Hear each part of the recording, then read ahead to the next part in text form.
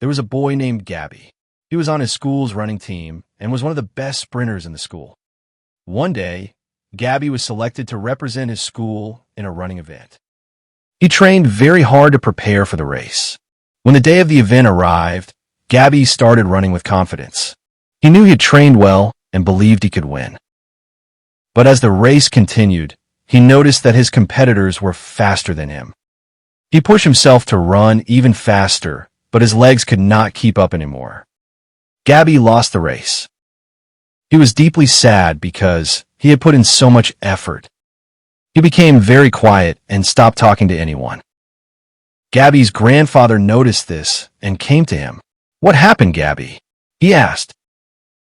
Gabby replied, "I lost the race even though I trained very hard. I won't give up. I don't want to run again. My legs can't handle that speed." Sometimes we should know our limits, right, Grandpa? The grandfather smiled gently and said, "Come, Gabby, let's go to the riverside.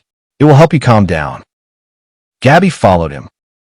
When they reached the river, Gabby watching the fish in the water. Suddenly, his grandfather pushed him into the river. Gabby couldn't swim. He began to drown. His grandfather stood there, watching. Gabby struggled and cried out for help. His grandfather reached out his hand and said, "Come, Gabby, grab my hand." Gabby panicked. He thought, "I can't swim.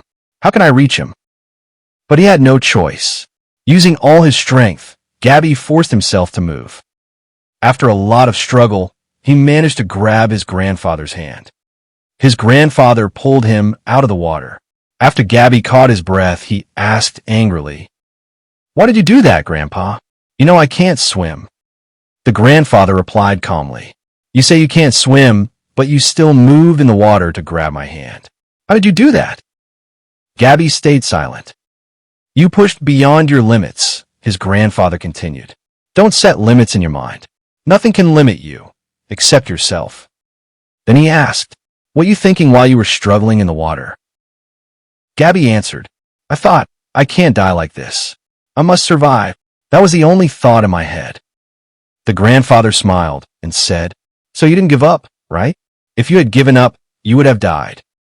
"Then why did you give up so easily after losing one race?" he continued.